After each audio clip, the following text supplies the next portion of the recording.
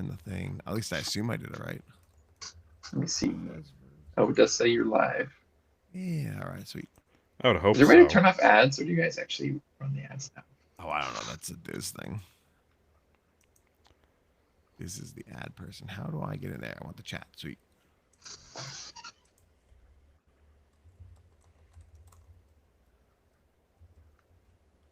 Yeah, and we're live. Pop out chat, so I don't have to worry about anything else. We'll give people a minute or two. Yeah, that's the only thing I got to figure out how Diz does that to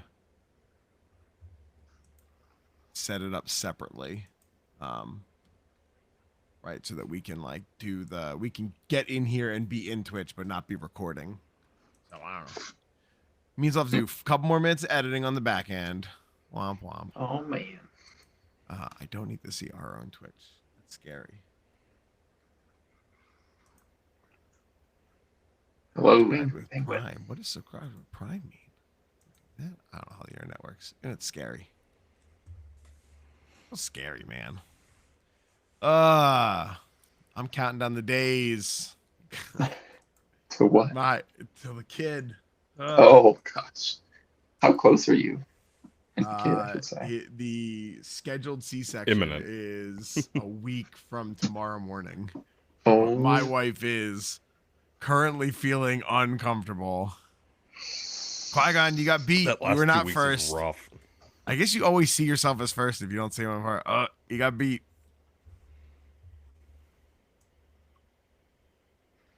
Oh, Amazon Prime gets a free Twitch sub. Yeah, interesting. I should sub because you'll be like mid-take on a Mall on a Chewy sprint, and then it's like, enjoy this new taco season. Just like, wait, what did this say? Both of that, both the on a hot and chewy take. So yeah, it's the easiest thing to reference. So Matt, you sub yourself for free? Yeah.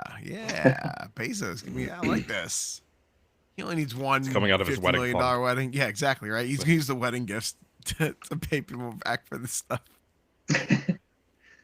All right. How many seconds does it take for him to make $5? Not 0. Let rounds down. Round down. Like, I have to imagine in a second he's making.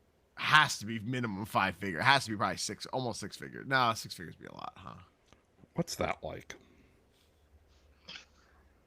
Yeah. The real question is, how long does it take him to make your yearly salary? That's the sad one. Yeah, right. Like sad. And I make decent money. Seconds. Yeah. It's wild when you think of things on that scale, right? Like, this person has more money than this many countries. Got it. All right. According to this random Google search, he makes about $18,000 a minute. So, do with that what you will. Less than 10 minutes. So 300. So he makes $300 a second. That's all right. Yeah. There's like 3 different things saying all big numbers, but it's a lot. Jeff Bezos. We were talking about you can, if you have Amazon Prime, you can sub to Twitch every month for free. And then we got to talk about how long does it take Jeff Bezos to make $5. So, all right, with that lovely one, we're gonna jump in here. Obviously, with no Diz, I don't have access to the fun, cool noises. So we are going to we're gonna wait. We're going to wait 40 seconds, so it's just about at the 5-minute mark, so Diz knows how to edit this and make his life a little bit easier. We're going to pretend. We're nice. We're nice guys here. We like to make Diz's life slightly easier. So, sometimes, occasionally. Normally not. See, now I got to wait. I shouldn't have said 5 minutes. Now I feel like I got to sit here and wait 20 seconds. Pew pew. Yeah, I guess right. This is where pew pew. Insert sound effects. Yeah, enter sound effects here, right? I have to remember how I start this thing and screw it up slightly worse. Not as bad as Diz. So, all right, yeah, recording Diz. Diz cut here. Put Count audio in. Pew pew noises. Pew pew. All right. Welcome to another episode of Rogue Support, where we are always in your corner of the cantina. Again, we have joined forces with the Goonhammer Media Network to help bring great content to the Shatterpoint community. If you like what we're doing here, like, subscribe, and most importantly, join us in the Discord for more great discussions and hot takes. I think I did that in the wrong order, but almost as good as Diz, maybe. I'm gonna call that almost as good, and everyone's We'll gonna be allow happy it. with it. I'll say it. The bar was low, so Yeah. Obviously, as the fact that you're hearing my voice and not Dizzard, Dizzard is out today. He is out of town, and he has his fun summer session finals coming up. So obviously, as And always, we're doing our best. yeah, we're doing something. As you can hear, Accuser's with us, and our special guest today, who we're gonna make go first on hot takes and cold drinks, is our own General Joseph. So, Joseph, first, introduce yourself, say hi. I mean, I know you've been on here before. You covered when a couple of us were out, but introduce yourself, say hi, and then it's up to you for hot take, cold drink. yeah, I see. Take the new guy, throw him under the bus, give you guys time to figure out your hot take. Every time. Hayes the Oh newbie. man, yeah, I go by General Joseph on the Discords. It's also my Longshanks name. I'm a General Grievous lover, but been hurting these days. Oh man, hot take for today. I'm gonna say that maybe it's less of a hot take because Matt's been hitting at this the last few episodes.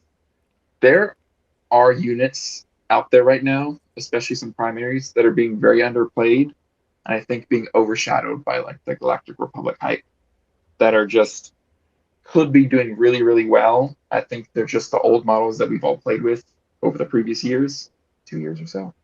And that there's some spicy stuff in like Rebels and Empire that I feel like should be doing a lot better. It's just not being played as much. Cold drink, just got some water for today. Just got back from a barbecue. It is Grand Moff Eric, my younger brother's birthday today. So happy birthday, Eric. And yeah, so we had plenty of cold drinks over there. Yeah, no, that's smart. Gotta wind up. It's also, Sunday night. All right. I made it through my hot School take, night. so Ha, pass him ha, the ha. baton. I'll be And nice to- and give. Unless Accuser wants it, I'll give him a break. I'll go next. Hold on, just to sum up though. Oh yeah. Rebels and Empire still good? Oh yeah, I think so. I mean, my goodness, Eric's Thrawn Moff beat the crap out of me in their league game the other day. We'll go to Qui-Gon's in the chat. Hot take: Aqua droids are way better on the table than they look on paper. I hope so, because on paper they just kind of look fine, and they don't look good for 5 points. So I hope they look better on the board, because they are one of the units I still want to get on the table. I didn't get a chance to get them in my game last night, but they're on my slate for this week, is to get the boss box, or the rift box on the table. So, Accuser, to you then. All right, so I'll start with cold drink. Rainbow colored glasses. It's a rainbow sherbet sour ale. It's pretty good. It's officially 100 degrees in Tampa as of today. We've never broken triple digits, so welcome to summer here. Nice. Hot take. It's Man, hot in Florida. it is always. Officially triple digits though. Like in the time that we've recorded temperatures, like in recorded history, never cracked 100 degrees until today. So, yippee. Nice. Hot take. We kind of talked about it a little bit on Discord, but I'm gonna steer into the skid here. Crosshair, the secondary, still very good. People should be looking at him. He's a meta answer right now to questions the meta is probably asking you. Well, good. That will segue nicely into our topic in a little bit. I know. I actually thought about my hot take in the time that I was talking about the heat. My brain's not fried. My cold drink, I am still going through my Trogs variety pack. I have a juicy IPA graffiti highway. It's fine. I don't know. It's fine. My hot take, so WoW bosses fast, which, 3 full advances. But I think the hot take part is I secretly think Sev and Scorch and Fixer are very squishy and have terrible defensive expertise, and I think they drag boss down a little. because I personally don't really think Boss needs to go on a table with other Delta Squad. Oh, The that's a hot take. only his tactic Wow. cares about Delta Squad, and all his tactic really says is Boss takes 1 damage to advance, and then he does it multiple times. I played Boss and had multiple occasions where like, okay, I can advance 3 times and get 2 wounds and spend no force in the process of and end the struggle with or end the activation with more force than I started. Got it. And that's very common, but I don't think I'm not saying Fixer's bad. I'm not saying 7 Scorcher bad. 7 Scorch for a 5-point model, 5-point unit having that bad of defensive expertise, like they're almost Han and Chewie levels, but don't have 10 health. So I don't know. I think they're a little.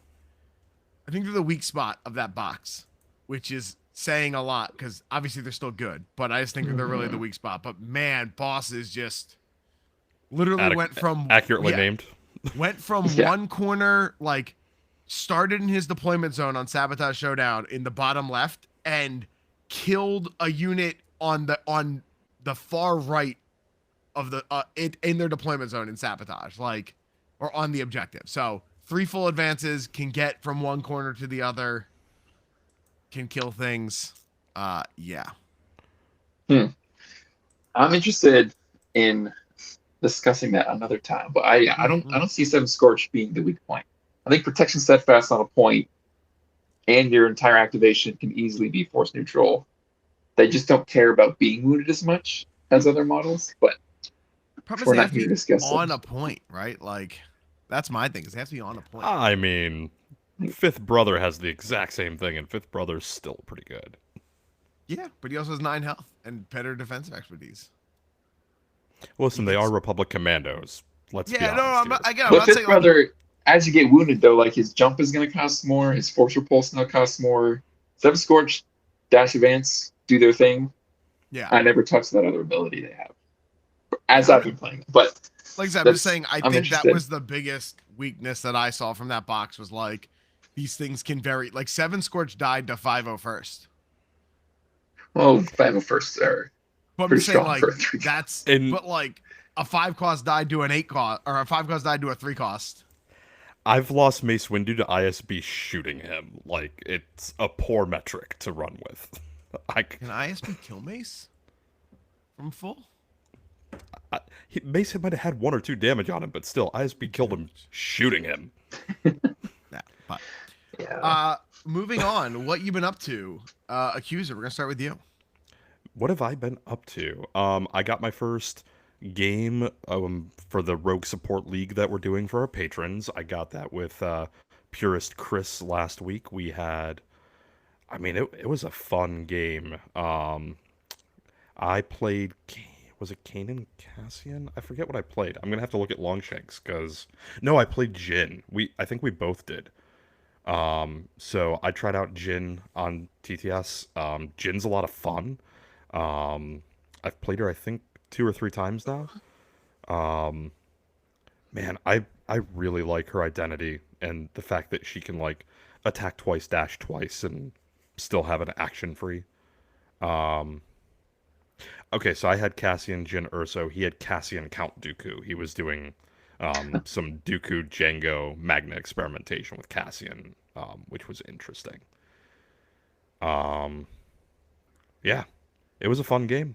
And Chris is just a delight. So, and then on like hobby stuff, I've been working on the terrain that Matt sent me. I've got, I think, a few gantries left to paint, and otherwise it's fully done. I need to actually set it up on the table with the pirate base and figure out how I'm using it. But yeah, it's the Vanguard Ridge set, or at least bits and pieces of it. It's such a cool set. I love painting rocks. It's so easy, but it looks good. I'm really excited to see it with the barge, because I think that's a table I kind of want to do as well, because it lets you bring up another, it lets me put another barge in my collection of tables that's just different and has an easier access to a 3rd level of elevation, because that's my biggest knock on the pirate set as a base is it needs a 3rd level. Have another level. Yeah. And the Ridge set just kind of meshes with it nicely between all the rocks and everything and gets you the extra elevation, which for me pairs with high ground if I want to add more stuff. So I always like more high ground. Yeah. Anything else for you, Accuser? I mean, it's about the sum of it. Just thinking about how to play Rebels with more Jin Urso because everyone else can go chase the Republic high with Boss. I'll figure out everything else. Then Joseph, That's on why to I you. picked on Joseph a little bit for his hot take. Like, Rebel's still good? Yeah. Yeah. Oh no, Rebel's great, especially when Sam Sweet and Shadow points them straight into Seven Scorch with Cassian in the list. Good times. What about you? So Nova Open, we are about a month away, and now that they moved the release date of Seven Scorch and the Aqua Rift Tamsin box, I've like really started to try to get more practice games in, getting ready for Nova. So I've been ramping up on some games played. When I say that, that's like going from like 1 every 2 weeks to like 3 every 2 weeks if I'm lucky. But been trying out Boss. Been really liking what I've been seeing. I tried out Riff. I think there's something there, but it does just feel like a lot more of like, let's roll dice and kill things. Separatists, in my mind, are really in need of like a little bit more tools and options for them to work. But otherwise, I think the Rift box is lots of fun. Tried them out. And yeah, just kind of trying to get ready for Nova Open. Very nice. I guess for me, I got a couple games in this week. One as well for the Patron League. I got to play Matt Booker, which is fun because he was obviously on last week, and I got to play him. He played the Rift box, but he played it with, or he not the Rift box, but just Rift, and he actually played it in the Scoundrel Shell, and it was a lot of fun. It was really it really did well. Like I think Rift has a lot of legs outside of Separatists. Does he have legs or does he have fins? Well, I guess fins, yeah.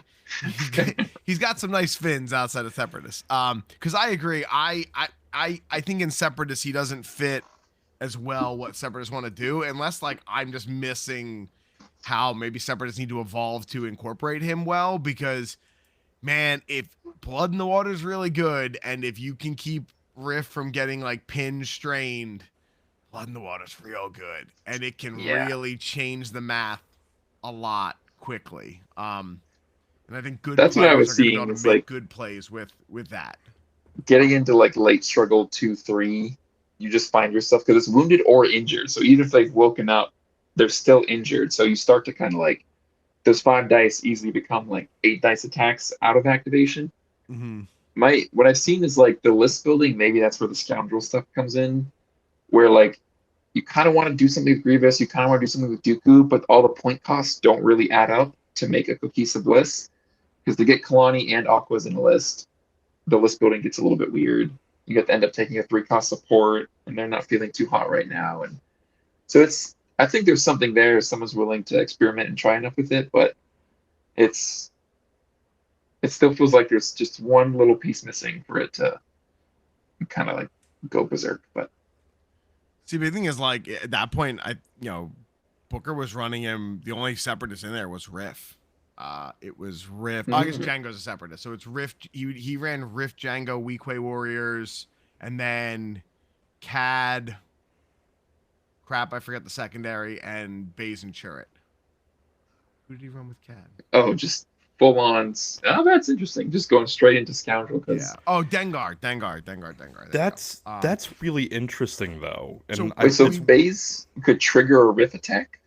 Yes, and Weequay Warriors all trigger Rift attack. Yeah, that's the thing. Baze is a scoundrel. Yeah. This is where I'm saying Rift Tamsin has a lot of legs outside of Separatists because Blood in the Water is Scoundrel supporting unit or Separatist supporting unit. So like Baze and Churret with Rift is, I mean, I get it. I love my 5-point Rebel second or supports, but Baze and Churret with Rift's a lot of fun. Weequay Warriors obviously we know are good, 9 health, steadfast. Like that's really solid.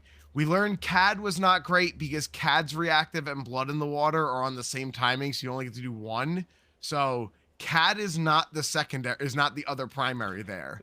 No, it's Stop. 100% Cassian Andor with Baze. Wow, like, you're thinking like Cassian could be good. Like you could basically run Cassian. Like there's a lot of stuff. So I'm just saying, keep an eye out. it's got me a lot more interested in Riff, honestly. Yeah, Because if you like Riff Kit and like the idea, or just want to play Riff, and you're having that like, wow, how does he fit into Separatists? I recommend you take a peek at Scoundrels. There's nothing on Riff's tag that is exclusively Separatist. The only thing that's in his kit, like Blood in the Water is the only thing that's tag dependent, and it's Separatist or Scoundrel. So just keep that The in mind. Separatists wait a year and a half to finally get the box that they were hoping was a fix. Mhm. Joke's on you, it's actually a great Scoundrel box. And like Nasor jumps Scoundrels, so yeah, maybe he's a Scoundrel player the whole time. I mean, I kind of like Nasser just generally, like Hondo if he wanted to put someone that's not Guarm and still get mileage out of them, but, yeah. Man, yeah, thinking about Baze and Churrit, or even like Han and Chewie's Han a and Scoundrel, Chewie, right? yeah. Oh my yeah. gosh. Oh, yeah. Pay to be Aqua or something. I don't know. There's probably some But weirdness see, I there. like Baze and Churrit there also because they bring they're basically a zero cost Oh, force yeah. turn, right? Because like Baze and Churrit, if you're thinking about it, right, Baze and Churrit is a force neutral turn. They get you 1 back, and the max they can spend is 1. If they're wounded, they get you 2 back, and the max they can spend is 2. So they are never. You are always ending the turn with at least more, at worst, the same amount of force you started the turn with, and they get through their ability. Like it's really a high side to them. Yeah. It's one of the things that I like about them over Han and Chewie, and I know that's kind of a meme at this point, but like Han and Chewie that have to kill something, Baze and Churrit just have to show up. Yeah. My general take is Baze and Churrit have better. They're more predictable. They have better defense. They have less offense. I don't think they can make as big of plays as Han and Chewie, but they're gonna make more. They're gonna have less. It's a consistent Han and activation. Chewie can have some feel bad turns, right? Like because if there is no one to kill, it's a weird feels bad to burn force just to move around. Baze and Churrit don't have that. So. Yeah, I had that happen at the tournament that I played at last weekend, where Han and Chewie just couldn't get a kill through, like, it was on Padme, like, in Hunker, unable to shove her, and, like, Padme's rolling 8 dice. Like, Han and Chewie were sad. Other than that, I've been still getting stuff ready for Nova, and then getting ready for Small Human number 2 to join us. One of these random weeks, you guys aren't going to see me unless my wife decides to perfectly time this that we're home from the hospital by Sunday recording, because that'll be fun. Man. Sleep deprived Matt's gonna be a real fun time. Yeah, I'll say baby number 2. You've done this once. You feel a lot more ready this time. Yes and no. The hardest part this time is the coordination of now having to get to the hospital and have somebody take care of my existing child. So like the one that's with us now, Caleb. So like because basically logistics we're like get harder with 2. Well, yeah, we're like, all right, well, we have people in the family who are on call, and like we literally gave everyone a schedule, like on these days during this time, you're our first call type thing, and it's gonna be like, yeah, great. I have to put the kid and the wife in the car, drive them to the hospital, drop my wife off, come back, wait for somebody to come watch my kid. Is there a spreadsheet with that schedule? No, only because it's really easy. It's my mother-in-law for most of it, and like when my mother-in-law's not available, it's my parents. So like it's more my mother-in-law has this entire like 3-week window, and my parents got like these like couple days along there. Gotcha. I just know you're big on spreadsheets, so no. I'm shocked there's not. I have a lot of spreadsheets. I don't need a spreadsheet for that. This is more calendar like area. So, so moving on to our main topic tonight, and kind of for a couple of weeks coming up as we get through this. So we want to take a little bit more of time to talk about secondaries and then later supports. And what we want to do is we want to go through kind of by, I know we use the word faction tags, and obviously there's one nice thing with Shatterpoint is you're not restricted to faction tags as much as you are in other games, but generally you see people kind of stick to tags. So there are some gray areas or some models that cross over, and we'll try to touch on those. But basically what we're going to do is we're going to go through, and in order to not have these episodes take forever or be, we already run long as is, we're going to break it up a little bit. So tonight we're going to start with kind of the Galactic Civil War era, especially because we have one of our 2 probably most Clone known Wars. separatist Clone Wars era. enthusiast. Clone Wars era, that one. Sorry, Galactic. I just called Galactic Civil War era, and I just said it wrong. So yeah, Clone Wars era. So we will have That's why one Joseph's of our, here. yeah, right. Well, we picked it based on our guests. We changed it around. So let's jump in and start with. Let's just jump right in and start with separatists. So what we're gonna do is we're gonna go through the separatist secondaries, and our goal here is really to talk about where we would play them, where we think they're viable, and we want to make sure we're touching all of these. You don't just want to say like, "Hey, that one's bad, just don't play it." We want to find a situation where you might consider playing it. Just if you're curious at home and want to try to get a model on a table, maybe this gives you some inspiration. So let's just jump right in. Let's just kind of start. I guess I do have these alphabetical for separatists. So people with the separatist tag. Let's jump right in with. There are 5. Yeah, right. There are exactly 5. So let's just a little bit different than how we're going to do Republics. We're going to jump right in. First on the list, Django. So obviously Django got a nice little buff. And we're going to start with you, Joseph, on this one. When you're building a list and you're kind of evaluating a character like Django, what are you seeing as the upside? What are you seeing as the downside to the character? Yeah, so I'm going to call upon my first game of Shatterpoint ever. It was a demo game at the store. I think it's Anakin and some clones. My opponent was playing some Massage, Dooku, and Django was in that list. And then as you're learning the game for the first time, you learn about this thing called out of activation attack, out of activation movement. It's very important in this game. And then when I learned that Django could basically shoot you for a little bit of damage on your turn, it kind of made me go, oh, there's like a lot of layers to how you can play this game. It's not just move, shoot, move, shoot. There's like, oh, you react, you do this, you do this. I think Django's a really interesting one. Obviously, he's been changed now to only interact with a reserved unit as opposed to something activated nearby. I think overall, that's been a win. It was a pretty feels bad to just like draw a unit that had like 2 health left or something. You not so fast at them. Their turn was over. You don't get to play the game, which is why we're here. But Django, man, he still just does work right now. Just moving a model, shooting him for a little damage and some strain, having that force refresh can be clutch. He's got a ton of jumps. I mean, even now with Norsery coming out, I haven't quite tried that together, but Django rolling more dice, he does 10 damage on 5 steps. I mean, there's a lot of interesting things, I think, with Django. And if you just want something that's going to get plugged in, going to do a lot of work without needing a bunch of support, Django's that model. But he's a selfish model, so he's not necessarily going to be moving around your guys or like adding dice for your friends or anything. He's just a guy you can plug in and he's going to do work. Accuser, anything to add on that? I mean, I think Joseph covered all the high points, right? Like, Django is a generally, like, useful model, especially if you need, like, displacement in your list, right? The whip cord, I think, is probably the biggest part of his kit. I mean, he can do damage, and you want to be able to supply him with dice to facilitate that. The displacement, he can basically go and just yank a guy up right off an objective. And then pin them on top of it. They're effectively tied up and unable to play the game of getting back on an objective. Right. I think that's the big part of Django's kit, and the out of activation attack on like a reserve unit. I do like that flavor. They're kind of borrowing a little bit of the theming from Grief Karga, who will probably not cover today. But the interacting with reserve characters gives Django a little bit more of like a target. He is hunting someone specific, not just gunslinging everything. Right. I thought that was a cool balance piece. But generally, if you need a fast model that can get places and pull people off objectives, and yeah, I mean, it's hard to ask for someone better if you're playing in this era. I like the look of him with the aquatic dice that Joseph brought up.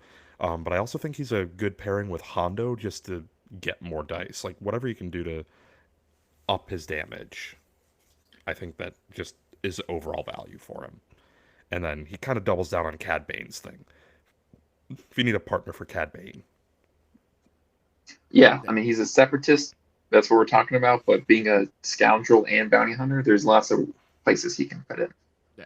Yeah. No, I mean, I think I agree, right? Upside, very mobile, can make some plays downside. I think that Joseph, your word greedy is perfect, right? Like he just eats a lot of force. He needs a lot of things to be himself.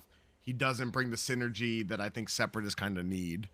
He's benefiting off synergies versus supplying it. Yeah. Yeah. So next on the Separatist tag, we're gonna talk about Kalani. Starter box hero Kalani. Accuser, we're gonna start with you. Am I playing battle droids? Yeah, Probably so that's looking right. at So Kalani. again, like exactly right. That's the idea. Is we're trying to figure out where That's the Kalani summary. is. Yeah, right. Where Kalani fits. Well, so it's interesting. So you're on just like Kalani is your go-to in battle droids. Period. If I am putting battle droids on the table, and I'm talking battle droids the tag, not just, I'm probably looking, can I fit Kalani in? The one extra dice just universally because you're a battle droid and you're on the table with Kalani, that's pretty good.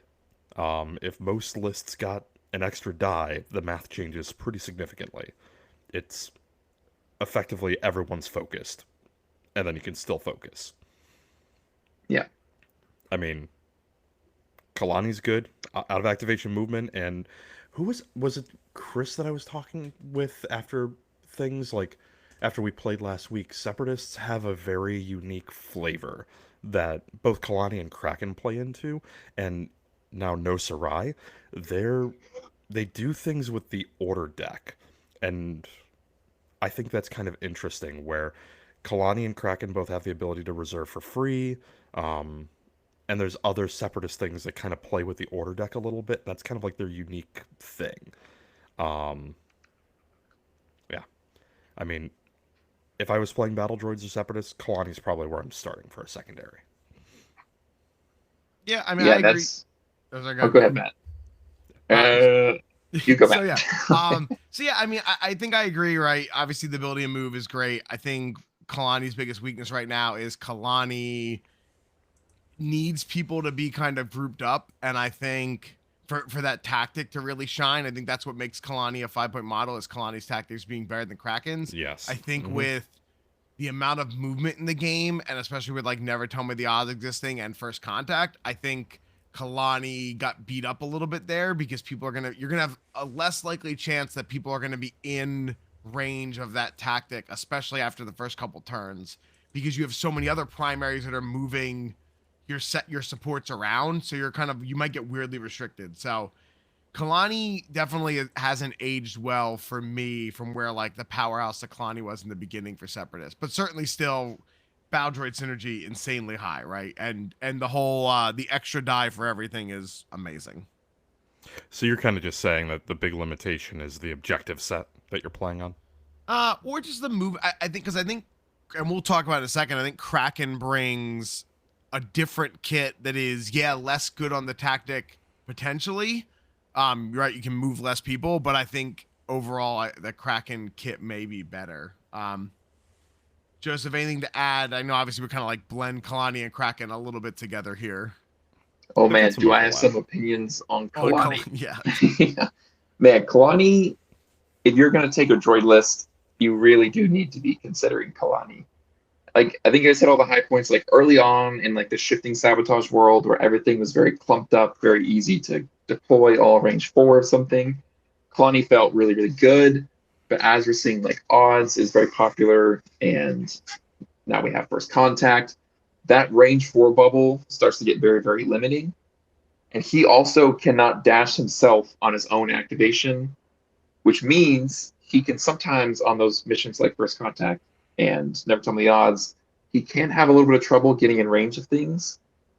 So sometimes that means you're trying to invest extra movement in him. I've always liked playing him under Grievous because Grievous is a very easy, early activation that can spend that free dash on Kalani. And then he could have a Magna follow him, and then if Grievous makes an attack, the Magna gets the extra dash. But I like what you said about Accuser, about the reserve mechanic, and there does seem to be a little bit of this evolving flavor of they get to manipulate the order deck, especially with the B1s. They get to, if they're drawn, instead of reserving, you can put them on the top or bottom, however that works. I think it's on the bottom, right? Yeah, yep. And one reason I had kind of latched onto Grievous Lumi, that sort of build before the nerf to Magnas and all that sadness. We're not here to talk about that. It was that Lumi had this cool mechanic of, hey, when you have something in reserve, you can just look at your next card. So I got on this thing. I was like, well, I have this interesting way that I can almost manipulate my order deck. I was ranting like 2 weeks ago that there's like 5,000 ways to draw your deck uniquely. But with this, it's like, okay, I have something in reserve if there's Lumi in my team. I can now reserve for free. That I do have to then play the next card, so it's a little bit of like a risk in the early. Once you do that, you're now like always making a decision with perfect knowledge. Which in Shatterpoint, anytime you're making a decision with perfect knowledge, you're reducing that variance in your list. And so like with B1s going on the bottom, I do like them activating later and things like that. So, and then last thing I'll touch on Kalani's dice thing. It's sometimes overlooked. It's you add a dice if you're within 4 of another Battle Droid character. So your own B1s, and it's an innate, it's not a reactive, so it never costs you a force. So you both your Battle Droid supports both benefit from that extra dice. And it's not a combat action, it's just an attack. So you actually get your 5 dice attacks very often become 6 dice attacks, which I think if you're running a droid list, the 5 dice attacks don't do that much, especially on like B1s and B2s. The 6 dice really start to help you get like, okay, maybe I'm getting one or two successes off these. So yeah, there's a lot of interesting things with Kalani. He really wants to shoot something. He can get a reposition if your dice are hot. He wants to get that free ability. So he feels good on those like tighter pack missions. But I think I've splurged enough on Kalani opinions. So then obviously Kraken, right, is next. Big differences between Kraken and Kalani. Kraken's 4 points versus Kalani's 5. The tactic is different. Instead of dashing every supporting battle droid, you can either do a supporting battle droid unit or Kraken. But the nice thing with that is it's not range dependent. And then Kraken's protection and steadfast on an objective is, and obviously combat tree is a little bit different. Same crit pistol gun, but I think to me, like Kraken, I don't think the 4 points matters. Some scenarios it does, but to me, it's really the no range restriction on the tactic and the protection steadfast. I mean, it makes Kraken for me the first grab secondary for Separatist, at least in my opinion. But we did, Joseph, anything else, any thoughts on that? I think I don't disagree. I mean, Kraken is just a workhorse. He's got great expertise. He does love the Kalani dice, and I love that his tactical network can also give Kalani attack, and Kalani can give Kraken an attack. Something to kind of shout out there. Like, that is a thing you can do. I think that's the most value you can get if you can set that up. But yeah, I mean, he's just a workhorse. He does a lot. He doesn't roll a bunch of defense dice, but once you get him on a point, he's pretty sticky to it. And the one thing I'll say too is like early on in the game, as long as he has a target, I would very often go ahead and globally dash another support. He can take his advance up to a point, or get maybe just behind the midline, shoot something, and use those shoves to follow up onto the point, and almost kind of save yourself a little bit of action economy by investing that in your supports. So that double shove is also kind of a little bit of movement. I think he can get 3 shoves on 4. So it's like he can go pretty far on 3 shoves. It's 3 on 4. 5. 3 on 4. Okay, gotcha. Yeah. Yep. And you can also get the free ability in there too. So it's like 3 shoves plus your tactical network. So mileage. So he's just a little bit more like definitely more consistent. And just getting him on a point is often good enough, even if the attack flops. So his expertise is also pretty good looking at it. Like on 1, it's a crit on ranged.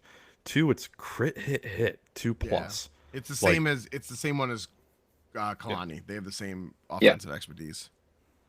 Yep. Anything else to add for Kraken user?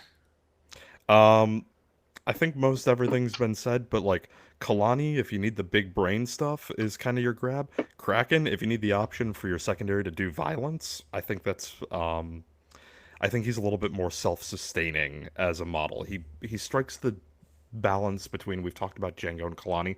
Django being selfish, Kalani facilitating your overall list. Kraken kind of hovers somewhere in the middle where, yeah, he gives your list something, but he can also go perform on his own. Moving on to the next one. So our new player on the stage, Nasuri. Joseph, we're gonna start with you. So I've gotten a total of, I think it's 2 games with Nursery. So don't take my word as gospel on this guy yet. But again, he's got this interesting reserve mechanic. It can be a little bit weird if you draw him too early because then he's not replacing something that might already be in reserve and you start to get that deck manipulation. He can't be shot. That's always going to be a pretty good ability. You can kind of just like leave him on your back line. You really, really, I think the reason why you take him is his Riptide ability, where if you're with at least in a separatist kind of synergy thing going on, where if you're within 5 of another Aqua unit, a separatist gets to add 1 dice for each Aqua unit within 5 in line of sight, which is great because that means that's empowering Grievous. If he takes the Aquas, it's very easy for Grievous to kind of drag a support along with him. So he's always getting maybe 1 to 2 extra dice, which they love. He's interesting to me. Being a 3 cost, he definitely kind of needs the Aquas to help fill out those point costs, but it also enables Dooku to take B2s, which I haven't tried yet, but it does open up some interesting list building scenarios. But man, his expertise, he is a 7 health unit that is not blocking a lot. Like 1 to 2 expertise is a block. I think 3 is a block and a reposition. If you hope he's still alive to take that reposition, if something he only gets managed his to catch second him. block at 4+ expertise. So Yeah. And yes, I think a lot of people are saying like, well, we just kind of leave him on the back line, leave him in reserve, and just kind of let him sit there. Like, yeah, but man, as soon as you move him up the board or something, you shadow pointed a primary, they're on the midline, and now you draw that primary. If they can get a melee, I mean, Kaimi Mundi, there's a lot of things that can just go find him and bop him off and turn off that tactic now costing a force is now really not an easy answer. So yeah, I think he's interesting. I think he also is a model that moves Count Dooku. So I'm not dismissing him. I think he just takes some creativity to make it work. Accuser, anything to add? Let's talk about creativity. Great segue, because this guy fits in some interesting places. We've already kind of talked about, like, hey, this is like, the overall aquatic box, right, opens up some interesting play or list building opportunities for separatists to be a little bit more scoundrel like adjacent. And I think it's one of the things that like I like about Riff, but I also really like about No Sarai, because not only does his tactic let him dash or even possibly reposition a separatist unit like Dooku, but like think about some of the scoundrels that he can reposition in the game. The Mandalorian, the entire Armorer box, Ezra Bridger, like there's some interesting stuff that he starts to be able to move around. I like Ezra because he's a tie-breaking model that No Sarai can just pick up and move. And Ezra often ends up in a fist fight, so reposition is great. Um, I like the order deck manipulation as well. Not to get too punny with it, but it's cool when you can go fish for what you want. And yeah, the Riptide, I see a lot of potential there with, I mean, you've got Riff and the Aqua Droids, of course, and Separatists like having the extra dice, but it also opens up other interesting avenues to play. The obvious one being the Kit Fisto Nadar Veb box. They are all aquatic tagged, so that's more dice for your battle droids. And Kit Fisto can kind of function fairly independently on his own, doesn't need a lot of tag synergy, so you could just play Kit Fisto with, I don't know, take your pick of things. I also don't mind like thinking about things like Cad Bane and Aura Singh. Aura Singh is a secondary that can be aquatic or separatist, either profit or facilitate, depending on what you need in that slot. And anything with payday that, separatists generally have pretty good access to force refresh between Dooku, between Django, um, Joseph. I'm probably forgetting one or Grievous, two. Riff, Ventress, yeah, there's Ventress does it. Ventress. There's a lot of force Um, refresh, and the droids aren't really spending it. So yeah, so go play payday models. Being able to reposition Dengar, who can't be pinned. Being able to make Dengar aquatic to facilitate your extra dice, or be Separatist Alliance to get more dice, and he has a lot of dice already. There's, I think that yeah, No Sarai just opened some really, really interesting list building things for Separatists. I get Separatists are kind of in a bad place generally, but now they've got access to the entire stable of Scoundrel characters, and there are a lot of them. Yep. I yeah, mean, overall, I agree. Right. Definitely brings a lot for list building, being 3 points. I agree with the crappy defense, but has a Oh yeah, good he's kit. squishy, but what fish isn't? Yeah, and he's 7 point model, right? Like he's not going to sit here and be a tank at 7 points. So, next up on our list and our last actual separatist secondary is Savage, Accuser to you. Where are you seeing Savage in a secondary or in a separatist list? In a Separatist list?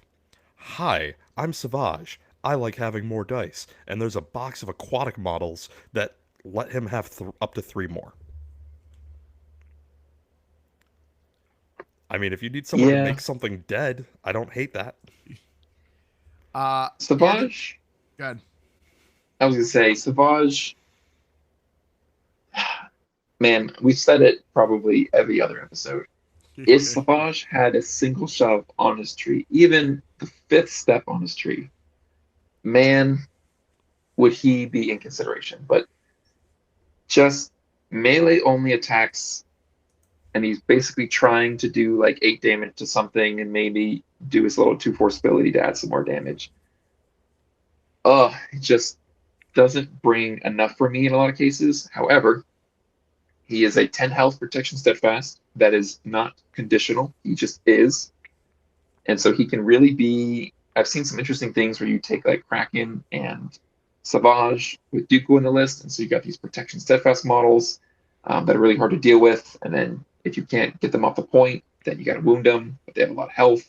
And then if you wound them, you have this little Dooku revenge. But I do think him and Dooku are a really interesting pairing, and that's kind of his best home in terms of like if Dooku activates, you can do these interesting like double dash things where he can get up to the midline really quickly, as well as Dooku in a Magna Guard. It just feels like old tech that needs a bit of a refresh with how the game has evolved. But again, he's kind of wants to do some Death Mirian synergies. He fits into a Separatist list, but again, I think Separatists are just in a weird place of it's like, yeah, you can do that, but you can also do this other really cool thing and advance boss 3 times on your turn.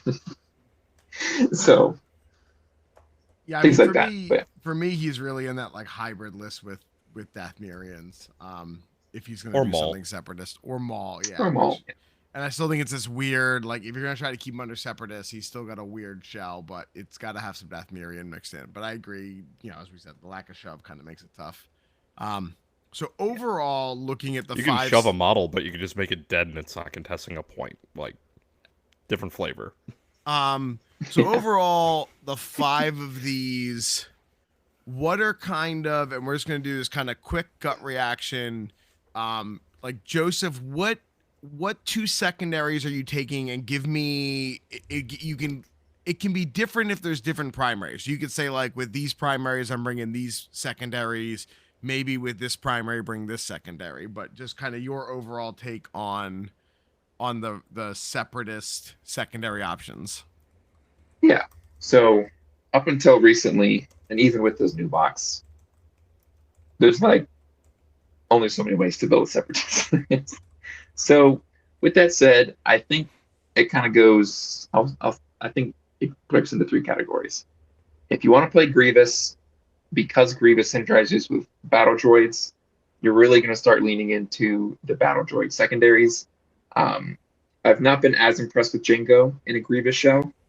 However, like with Norsari adding dice for Grievous, I think that might be the exception. In my limited testing, I think Grievous, Kalani, Kraken, all living in the same list is still one of the best things you can be doing. Um, if you're taking Count Dooku, I think then you can lean a little bit more into less Battle Droid synergy, maybe a little bit more into the Django, into the Norsery, because your squad building kind of accommodates it. Count Dooku brings a lot of force and doesn't necessarily have to spend a bunch of it. So that really helps out Django. That can help out Norsery, especially if he gets wounded and things like that. With Riff, I don't have enough experimentation, but as far as secondaries go, I think he's going to really like Norsery in his list, just adding those dice. We talked about some scoundrel stuff there. Savage, yeah, I think he fits in with Count Dooku fine, and he can also go with Mother Talzin, but I think those are kind of the lanes I'm looking at when I see these secondaries. Accuser to you. Not being a Battle Droid player, I gravitate towards No Sarai really has my interest because I mean, just being a Rebel player, like half the Rebel staples are Scoundrel as well. Um, I think there's a lot of potential for if I want to go play the Shark Man, I've got my list of characters I can pick from. Um, Other than that, I mean, just because I'm a special snowflake and feel different, I, s- I still like Savage generally, with the access to aquatic dice, and he can benefit from.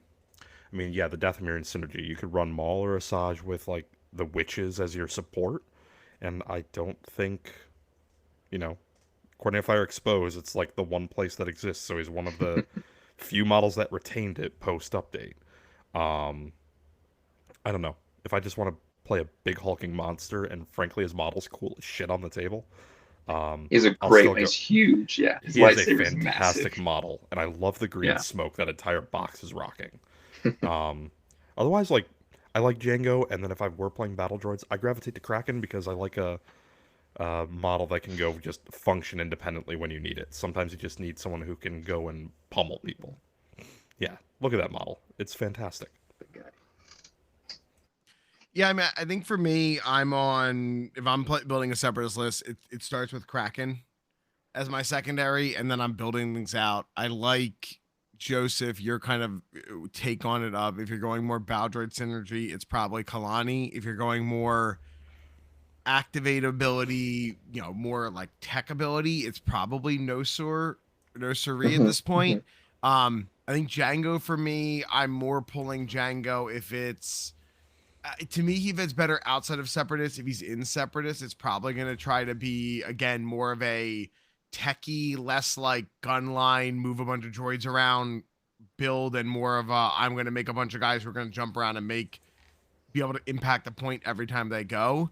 And Savage, for me, again, if you're mixing Dathmirian, fine. Otherwise, I think it's definitely either Kalani or Nosuri for that other spot, and I think it's all about really if you're trying to use your battle droids as your kind of linchpin, I think it's Kalani. If you're trying to focus on the primaries more, it's Nosuri, at least in my opinion.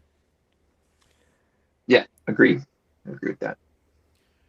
So moving on, we're going to start talking about republics. We're going to do this a little bit differently because Republic suffers from a different problem, maybe, and I guess not a problem even compared to our separatist friends.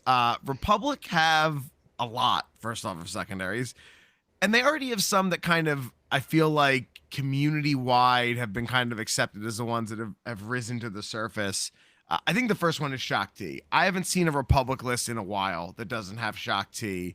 And then I think the next one is Rex as kind of the two linchpins. And the reason I want to highlight those two first is we're going to quick talk, about why these two are good, maybe where they might not be good. But then all of the rest of our Republic conversation is going to be kind of more when would you consider bringing these people over kind of Shock T Rex, and then also what primaries they do better with. So, really quick, Shock T, I'll start on this one. My big thing with Shock T, right? She can move somebody else, and she can move a primary, which is big. And she has Force Repulse. I mean, it's really good. She's immune to half the conditions in the game. Um, Downside, she's kind of squishy. If people can focus fire, she can just roll some crappy dice with 5 defense dice and 8 health and just die. But her upside is big. Yeah, I mean that's to me why she's in here. Oh, and she brings a force. You know, that casual thing. That first time outside of a primary, you bring a force. So I know when the box got spoiled, we talked about that, and I'm like, yeah, Shakti's gonna see a ton of play, even if just for that. And obviously, she's been all over the place. Not certainly saying right, like I think everyone kind of knew Shakti was something special. So, um, Joseph, anything else on Shakti? I think the thing with Shakti, maybe one of the biggest differences comparing it to maybe all the separatists we just talked about, she gets to move a model, Galactic Republic model, and herself. No force, start of activation. And I think one thing that's really powerful about her, I totally agree, Force Repulse, immunity conditions, can smack something pretty hard, brings a force. These are all extremely valuable things that can like fit a lot of places.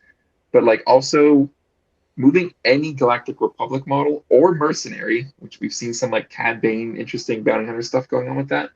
Meaning you're moving a primary, a secondary, or support.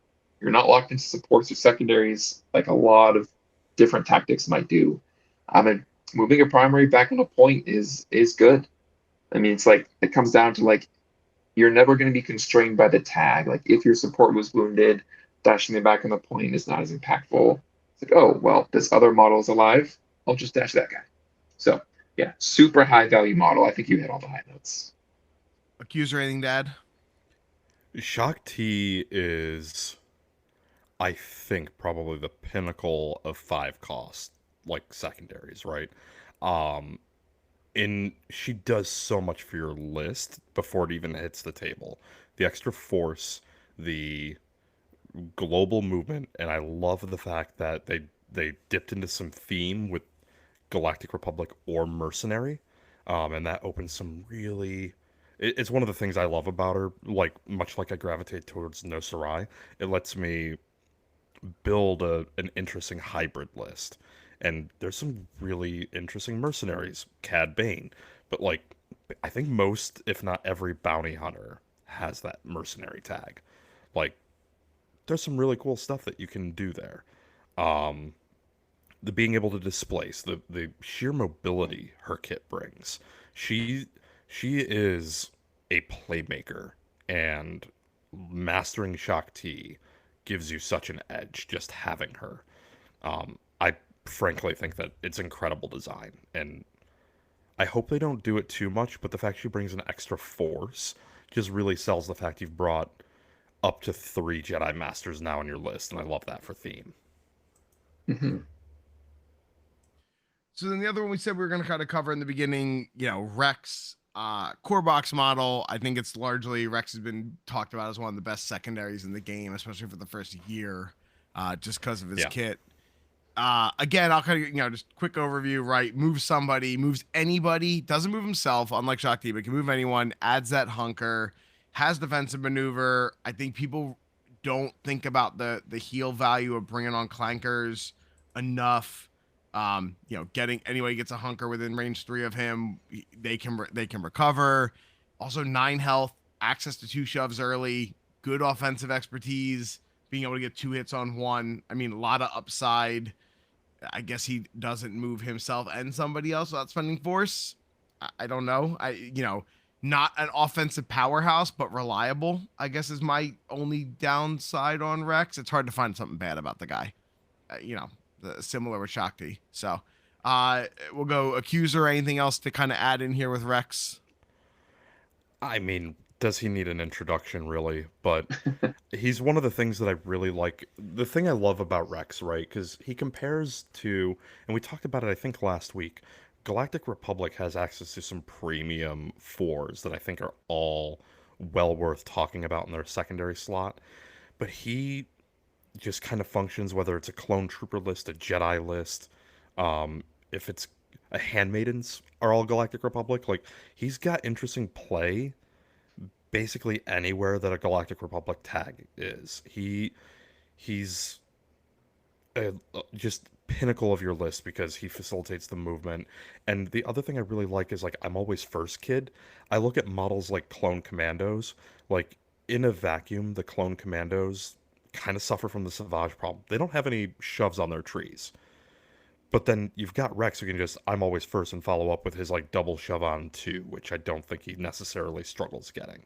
Like he just shores up vulnerable spots in your list and just plugs holes. He's like that got that one meme where you slap that piece of tape on that leaky Yeah. cauldron of water. He just Throw kind of Rex here. yeah, Yeah. you just slap Rex in there and he's like plugging holes in your list just again by existing. Yeah. Joseph, anything else? Nothing else. I think you guys hit it all. Just kind of a jack of all trades. Fits in a lot of places. 9 health. I mean, just gets it done. Steadfast So sometimes. yeah, right. So Yeah. yeah, as point. So then what we're gonna do? So we've talked about kind of the top of the bar. So we're gonna go on the list alphabetically, and what we're gonna do again, the big 3 questions we're asking for each of these are biggest upside to you, biggest downside, and then where does this secondary find a home in Republic? Like when are you putting this in a short list to be taking? So let's start with Barris, and we're gonna start with you, Joseph. Barris, man. So Barris is really, really interesting, especially now that we have all these new Galactic Republic Jedi synergies to work with. A secondary that has Force Push, has Force Speed, so she can double advance. Her slipaway ability, pretty conditional, hard to go off. Her They are words on her identity, card. there are words on her card, that's fair. And her identity doesn't come up as much as you might think. In a world with like Mundi, any Jedi Primer that's dashing something, you can maybe set this up where if you're engaged with her and a Jedi primary unit, you can add 2 dice. It doesn't come up that much, but if it does come up, it can be really nice. Man, expertise 1 is a crit, 2 to 4 is crit hit hit. She's only rolling 6 dice, but if you can just hit that 2 expertise, it can really be a sweet spot. 4 shoves on her tree, repositions, a jump, expose, and an ability. She can be really, really interesting and get some work done. One reason I've kind of maybe left her behind is she is a little bit squishy. 8 health with 1 expertise as a block, 2 to 3 expertise as a block and a reposition. But I think in some kind of Kindy Mundi shell, where you're not really paying that tax nearly as much for getting wounded. I mean, I've seen her do some really interesting work, and I mean, Force Push is just good. And like smack a model off a point, shove, reposition, go Force Push a primary. I mean, she can get work done, but I think she needs to live inside of like a Jedi shell, which means Kindy Mundi. Yeah. Accuser to you. Do you like displacing models? Like, she's the absolute opposite of Savage in every way. Yeah, she's got Force Push, but she also has 4 shoves on 4. Like, she will make your model disappear. But I think the other thing to look at, like, yeah, Kiadi Mundi, she's great there for a couple reasons. 1, her Force Push can be cheaper. 2, she is really squishy. She dies in a stiff breeze, which makes Kiadi Mundi like turn on half his identity. Just you're going to be playing somewhere near Barris, right? Like she's just going to facilitate that. Faithful Padawan though, I think got a lot more interesting with Mace Windu's updates because Faithful Padawan says when an enemy character is engaged with a character in this unit and a character in another Jedi primary unit, characters in this unit and characters in that allied Jedi primary unit add 2 dice to melee attacks targeting that enemy character. It does not say attack action. Mace Windu gets to attack out of activation with 2 extra dice somewhere near Barris, and then can add up to 3 more. Do you need something very dead out of activation? Mace Windu and Vapad with Barris is going to full tree. Like, there's no way that he doesn't. And I mean, the recover action that she can do, not bad. Well, pulling a damage or a condition off of somebody means saves a model from strain, maybe. So, I don't know. I think Barris has a lot of interesting play, and I think the Mace Windu thing is something that people need to be exploring more. Yeah, Mace Windu I thing mean, is interesting. yeah, I mean, and I agree. That's something I definitely hadn't really thought about. I mean, look, right? Barris is fast. She's squishy. She gets around. I've always liked her with Vader for the access to get the free force push on her tree with Vader dice. Um, but I, She can still do that too. Yeah.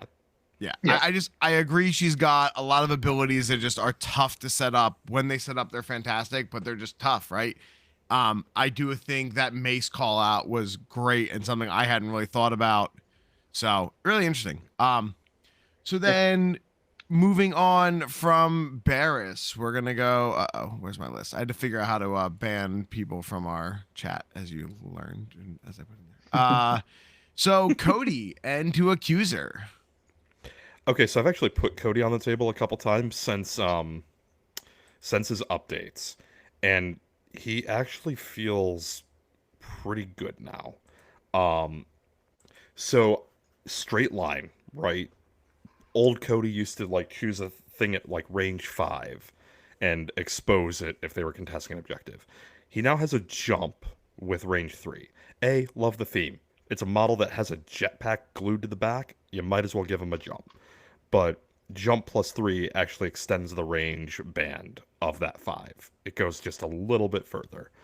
Um, I think he's interesting if you are playing a clone list that is going to be Obi-Wan adjacent to hold on to hunkers. Um, because the rerolls aren't bad. Like if you didn't bring Hunter, it's consistent dice fixing, and because it's an innate, it doesn't compete with things, right? So I really like it for things like the 501st, the 212th, and Republic Commandos. But Cody on his own, if he shoots whatever he exposed, like losing coordinated fire expose on ARFs was, you know, understandable. But now you've got Cody. Take Crosshair, give him a jump and an expose on top of it, and then pull the trigger. Like he could, the fact he jumps, it gives him access. Like you can focus him now between the focus and defensive maneuver. He just feels so much more of a consistent, like I can shoot things model with a little bit of a support package too. So he's not supporting your list like Rex does. He doesn't like plug holes the same way, but you know, he double shoves on 4. He's got 3 damage and a pin early. And the couple times I've played him, like he can get down the top part of his tree without much issue.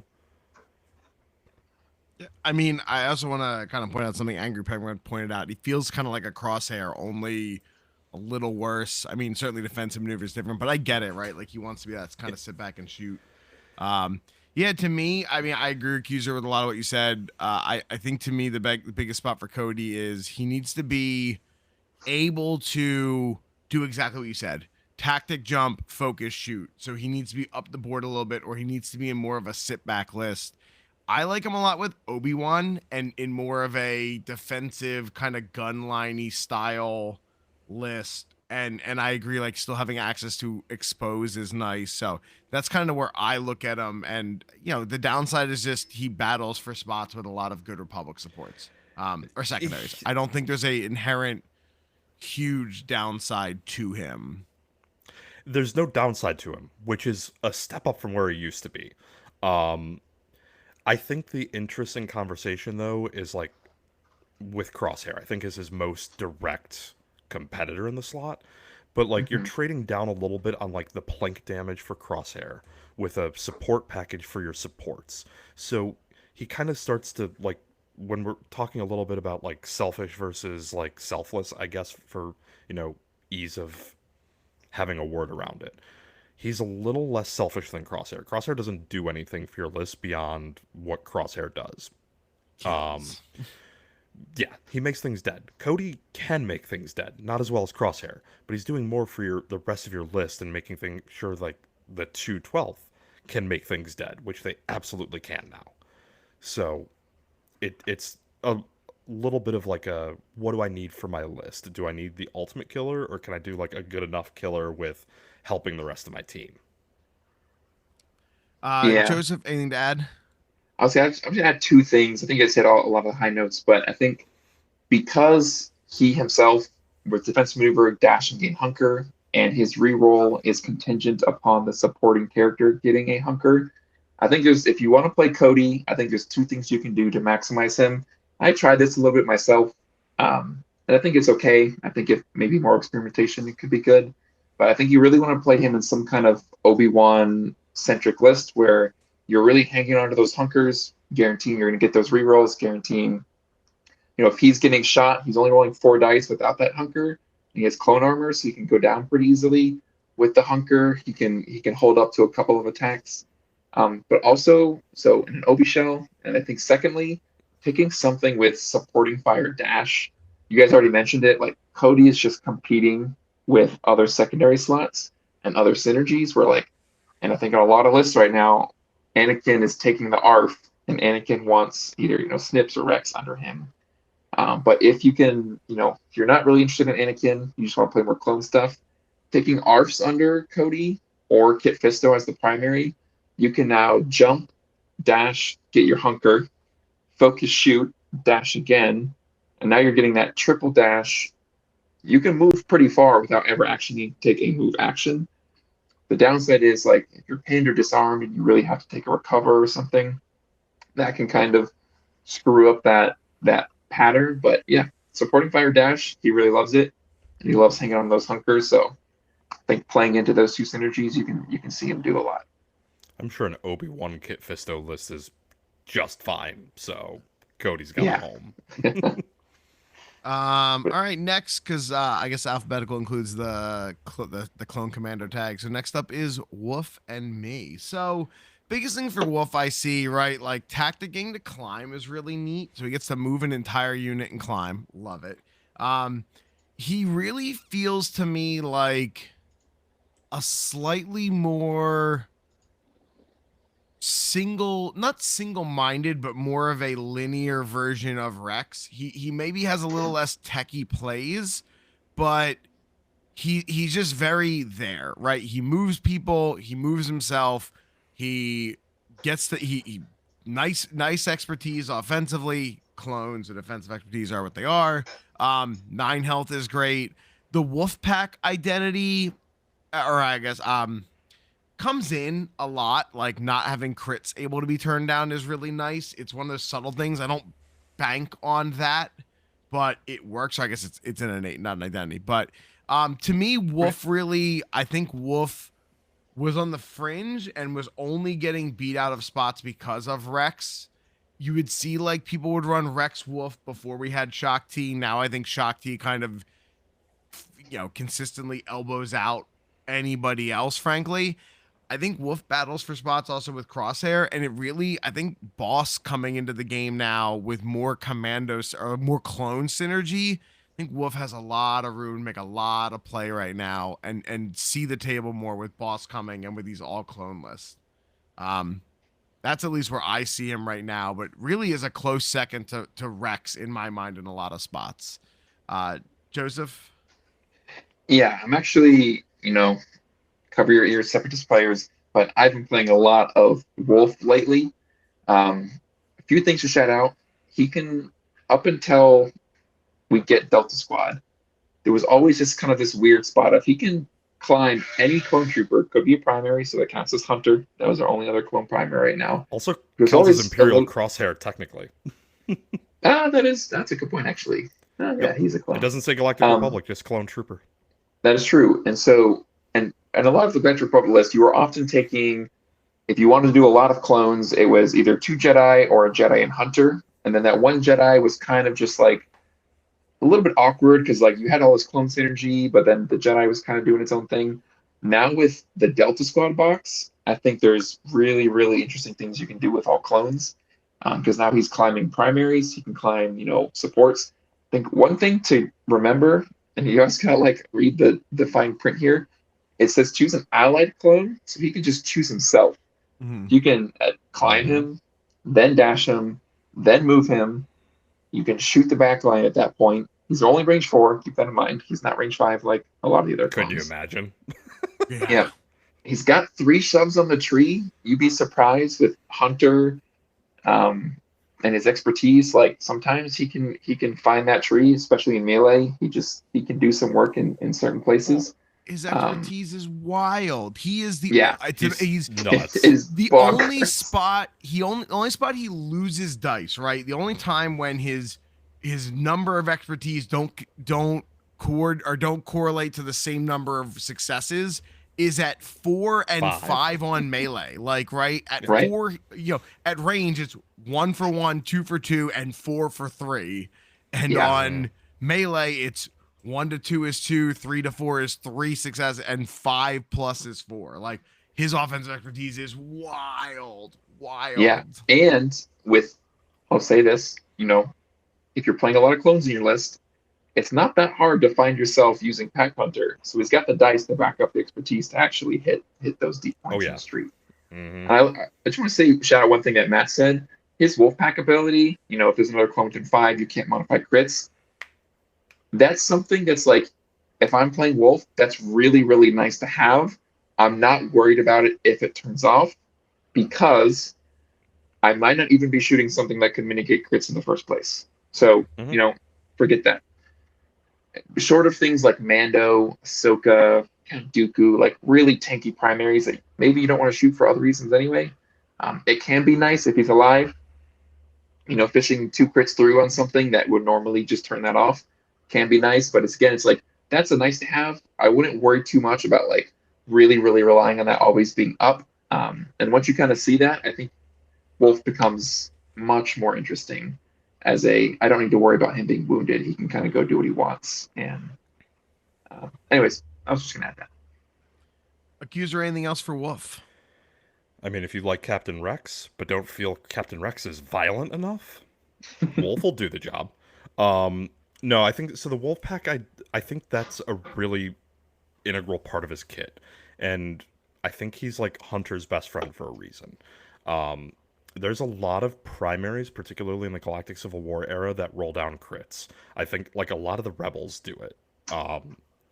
I know because like Wolf is like the scariest thing I see when I play Rebels in the clones. His expertise is really good, but like what he's doing for your list, particularly now that like the 501st and the 212 have really good access to crits on their trees. The 212th expertise in particular, like Wolf ensures that sticks, and like especially because like the 212th, like Hunter gives them access to a hit, and then I think on 1 they roll hits up to crits. So Wolf just ensures that like the dice are connecting and you can rely on your supports to contribute meaningfully offensively. Pack Hunter, don't sleep on that. Wolf is perfectly fine diving into a fist fight, and he doesn't mind coming out on top. I think he's well worth considering. I think with like, I know a lot of people are experimenting with like Delta Squad with Vader 1. I think Wolf has some play there. Like, give me more dice in a fist fight. It's Vader's thing. It's Wolf just kind of doubles down onto it, dude. I mean, if you like having 5 dice on top of what he's doing with that expertise, he's probably going to help. I mean, personally, Wolf's my favorite Republic secondary, so I've got nothing but great things to say about him. He's just consistent and does the job. The one thing I'd say, I don't think he goes well with Obi-Wan. He doesn't have like easy access to hunkers. He's traded defensive maneuver for run and gun, hence the do you need it more violent? He'll do violent. So he is squishier, I think, comparatively. That is a good shout out. You're definitely not kind of focusing him down the hunker synergy. And there's now with Delta, Hunter, some other Jedis, there's now ways to play Republic that doesn't just require hunkers. So good shout out there. And I think the other interesting thing to note, and it's only relevant in one place now, but all of his stuff is not tagged to Galactic Republic, it's tagged to Clone Trooper. Right now, the only thing that exists outside of Galactic Republic that's Clone Trooper is Empire Crosshair, which Hunter Wolf actually does support Empire Crosshair. It's niche, and I don't think it's worth playing competitively, but if you want an all-clone list now without boss, it does technically work. I would tell people if they want all clones, someone to wait 3 weeks. Yeah, exactly. But the other thing is like the future proof to it, right? Like Rebels, the TV show has Captain Rex come back as a rebel commando. Like that that's future cross synergy stuff that I think's very appealing. So there's a meme that comes to mind where it's like the separatists are feeling the low win rate right now, but there's that meme of somebody's like shielding a bunch of knives and the child, and the thing shielding a bunch of knives is the lowest win rate, Empire Crosshair. Yeah. So Crosshair's anyways. taking one for the team. Yeah.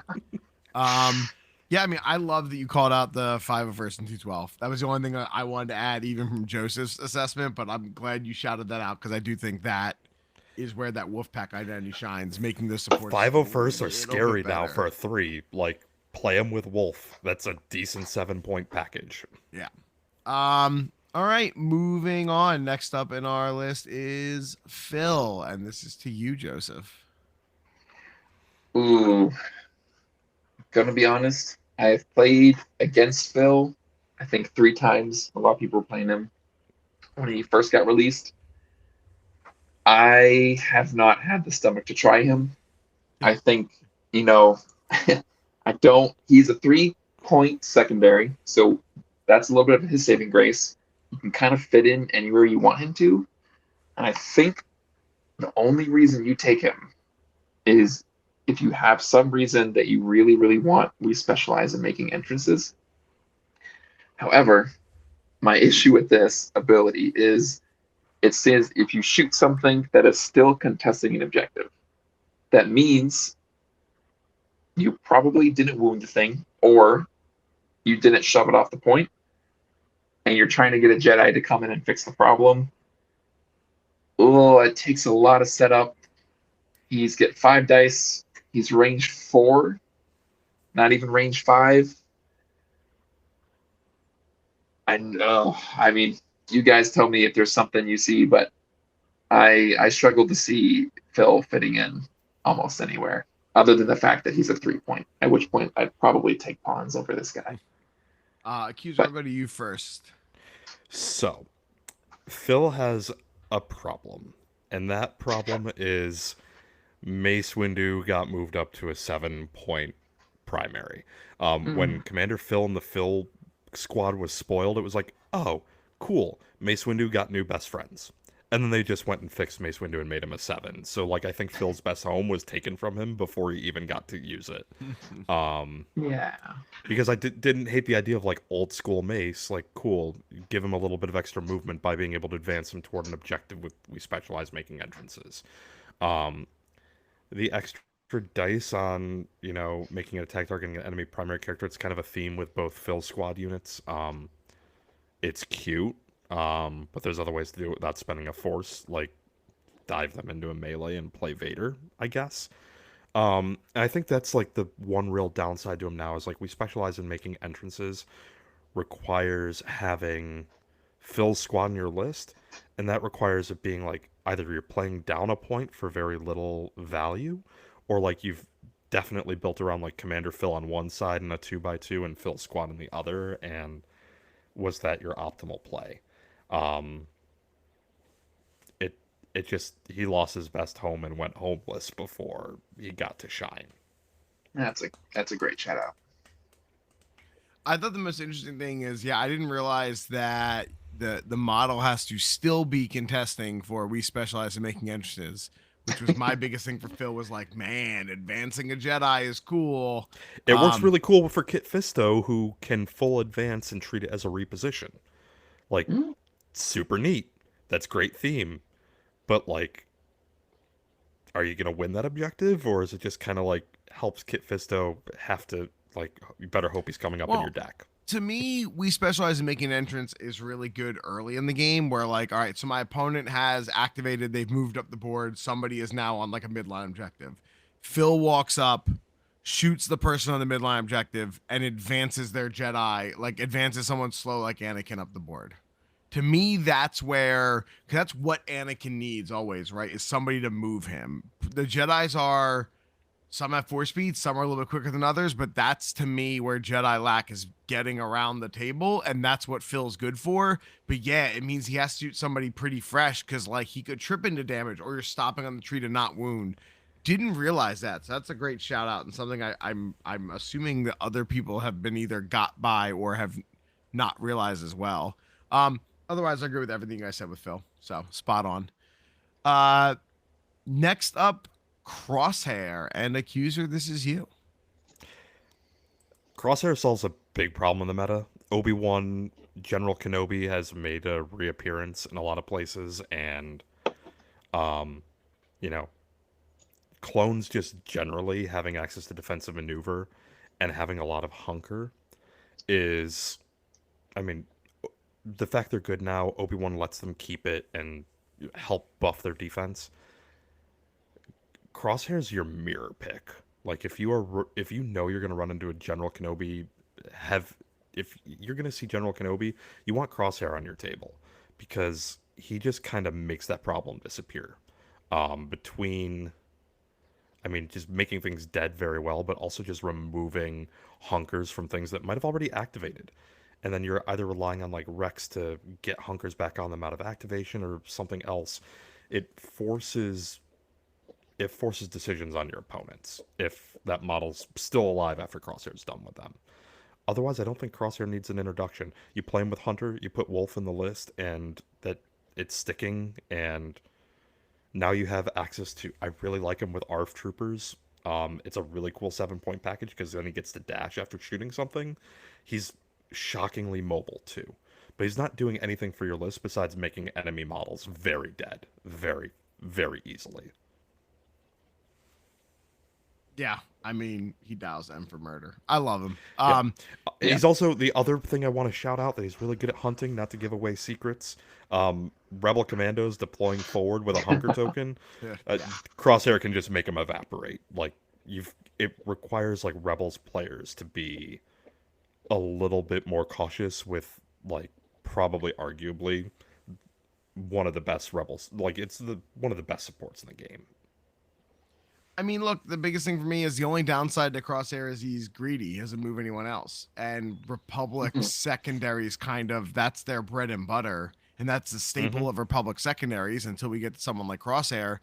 Because if he moves someone else, he might be the poster child for 4-cost secondaries. No lie. If he had a tactic, if he had a second There's a reason tactic, he doesn't do it. but like if his other tactic was let's say if it was even just like baby version of Rex's, choose a Galactic Republic character, dash them. If you added that in addition to him for a tactic, and I don't know if you give him defensive maneuver, if you give him that, to me he's better than Rex probably because he's getting a kill on his activation and still moving somebody else. And still doing all of his stuff. That's where I'm really Crosshair, that's a theme thing though. Like Crosshair does not play well with others. That is like his entire character. Oh, absolutely right. But this, to me, that's the only downside to Crosshair is he doesn't move somebody else. I don't really care about his defensive expertise. He's there to find the shot and take it. Right, like that's what he does. And I think people he plays a lot of mind games with your opponent because your opponent has to always have in the back of their mind, well, I'm going to move this person to 75% of the table and Crosshair is going to have a chance when you draw him to kill somebody. One of my favorite things is when I draw Crosshair early and put him in reserve, and just every time I go, like, you can see your opponent every time they go to make a move, looking your order deck and going, crap, Crosshair's in reserve. Because I do it. When Crosshair's on the other side of the table, I have to think about it all the time. So, yeah, I mean, ton of upside, not a lot of downside. My favorite Crosshair thing is like, yeah, you go and put Crosshair in reserve, and then you draw Shatterpoint, and it's like, you know what? Yeah, I'm still going with Crosshair. Like, Crosshair's a model I will happily Shatterpoint, no questions asked. Yeah, great shout out to you. Yeah. Yeah, I was gonna say the one thing I was gonna add is you guys kind of hit both. He's a little bit scary in reserve, and he kills things he doesn't move a model. And for that reason, I see him paired a lot with Lumi. Because Lumi, you wound something, you get to dash a friend. Even Kaini Mundi, he himself is not a Jedi, but he's consistently getting kills at range 5. He's moving people around. You can kind of like pair that identity and really make him feel like a powerhouse. I mean, he just does work. He can, I mean, dice happen, but free damage, targets don't benefit from cover.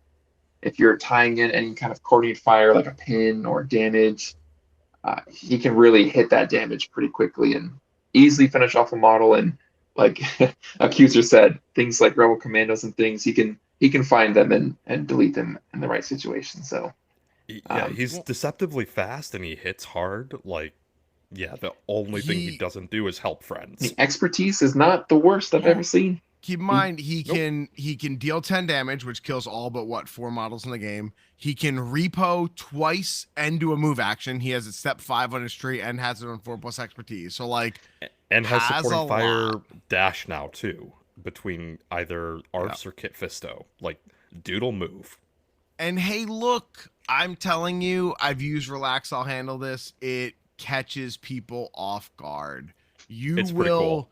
It is one of those abilities. I don't think I've ever used Relax, I'll handle this, and my opponent hasn't gone, crap, I forgot that existed, and now I'm screwed. Because, like, they're like, all right, they went on away. I have, I have Hunter engaged in combat. They're like, all right, great. Hunter's pin, Hunter's strain, great. All right, Hunter's slowed Not down a little anymore. bit. And I'm like, cool, relax, I'll handle this. I'll shoot somebody engaged with Hunter.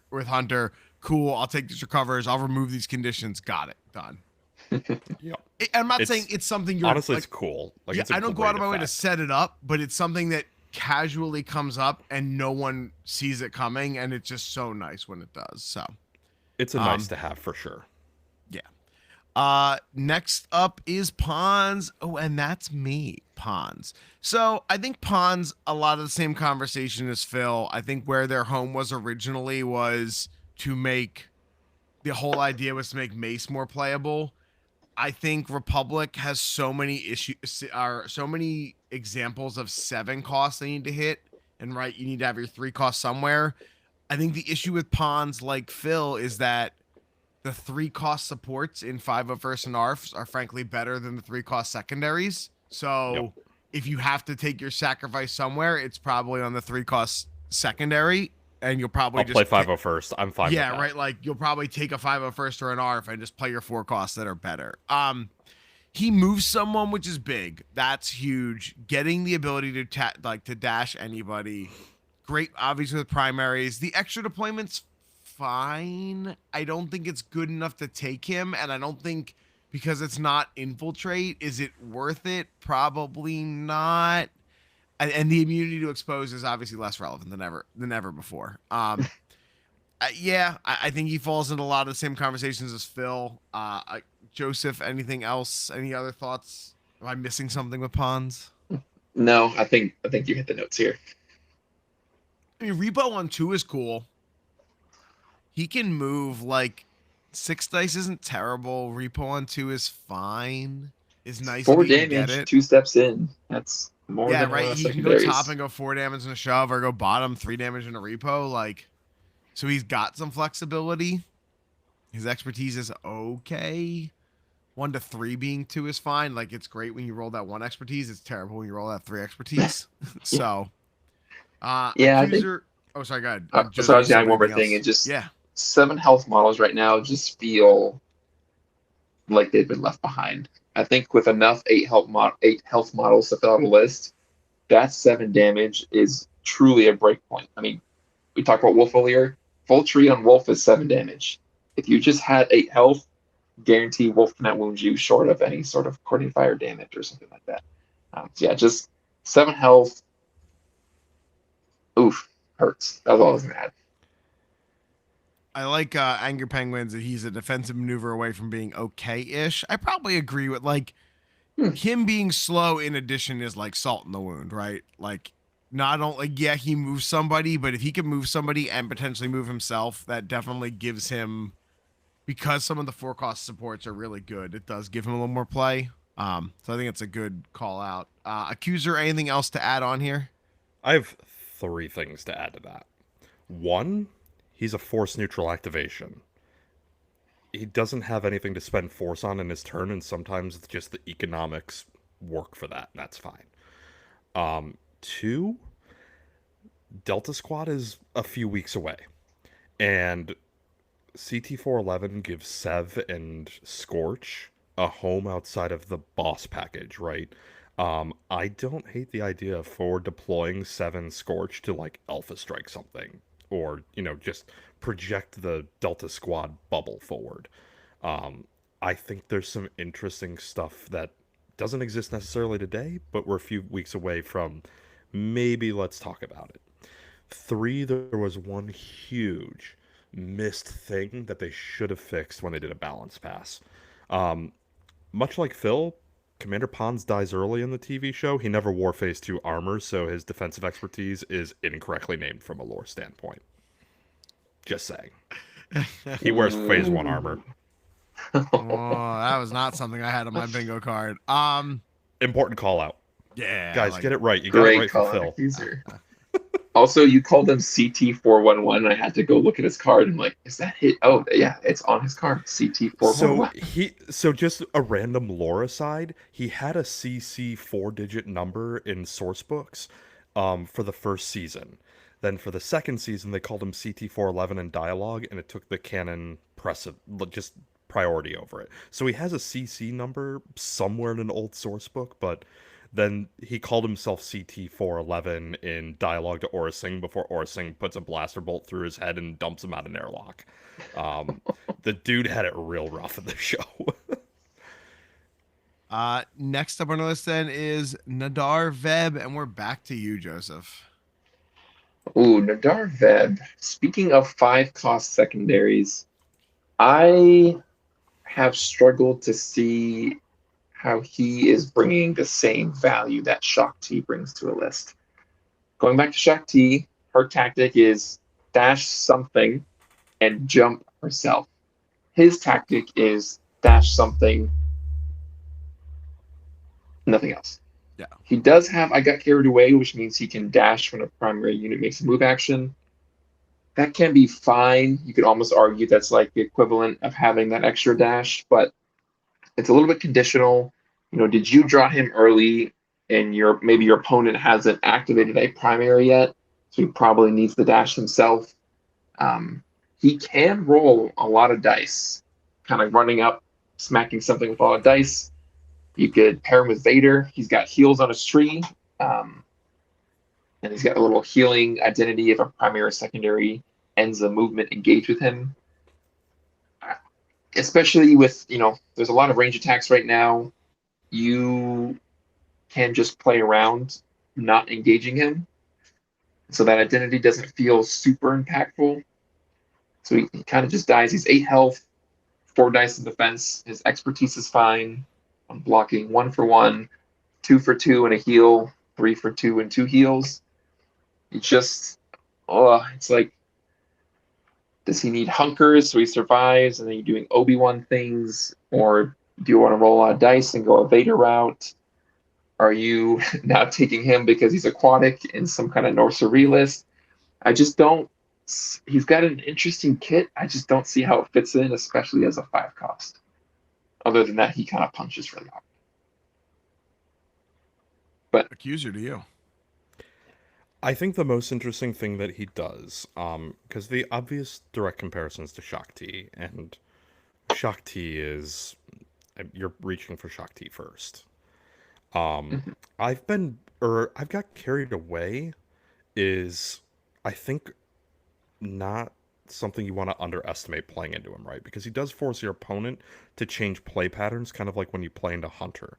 When I play into Hunter, I find myself not moving, but leveraging take cover more to get movement, or leaning on tactic dashes or other parts of my kit for mobility, just to avoid triggering that reactive move. And having played in Nadar, I got by it, so I'll never make that mistake twice. But I think that he's got some interesting places. I know, like, Titus has him in his Ahsoka Mace Windu list, and putting him in a protection steadfast bubble with an expertise and then a mind trick Obi-Wan Kenobi in the list. Like, I mean, the fish lasted a while and was a nuisance. Like, at minimum, he's skirmishing along one side of the board and just being a reactive annoyance. But then, like, there's a reason he's a 5, and it's so you can't just slot him with Vader directly, because that's a lot of dice he could throw. Yeah. Like, 6 extra dice into a primary, like, you've got to put that behind a paywall if you're leaving a Galactic Republic tag on Vader. I think you guys both made some incredible points. Joseph, to your thing of comparing Nadar to Shakti, I think is like primary first thing for me with Republic, and I think the issue is I don't think Nadar keeps up with Shakti at 5 points. I think Nadar is way too effing good if he's 4 points, Oh but yeah. he is in Republic. I think at 5 points, as we've talked about with so many sevens in the Republic universe for primaries, I think you can only afford to bring 1 5 cost, and it's hard for me to look past Shakti. And then Yep. Accuser, I did like the I didn't really think about the mace bubble. Obviously, only 4 defense dice is rough. Really good defense expertise for a non-primary, and yeah, that mace bubble may be what it takes to push Nadar up into that conversation. But again, like you said, it's really tough. I think Vader 1 is the home for Nadar, and spot on for your point out Accuser for list building. You can't bring the two in the same squad. You have to then figure it out in the other squad. So. And like seriously, the Mace Windu Ahsoka thing, it's like punching wet cement, especially if you're also getting mind tricked on top of it. Like you've got consistent expertise, protection, steadfast. Like he's sticking around a lot longer than you'd think for someone who rolls 4. Yeah. Fair. I wanna ask you guys And he comes something. back and slaps you with all that dice. I know we have a lot of units to get through. I'm just curious. If Nadar also brought a force, how differently are you weighing him? Are you still not taking him? No, I'd definitely be taking him because I think that's the most direct through line, right? And then it becomes a conversation like, all right, Shakti is like my really mobile displacement model, or Nadar's like I need something that just shows up and punches things with like his fins and lightsaber. Like I think Matt hit it right though. Like he's too good to be a 4. He's not pulling his weight as a 5, and that's just the nature of the granularity of the system, right? You need a really good reason not to take Shakti, or you need to have a specific game plan for how Nadar is going to go and make that 5 feel like 5. I think if he brings a force, with the exception of Kiadi lists, I think I'm bringing Nadar, and only Kiadi because you get a chance to do Shakti's force repulse for cheaper.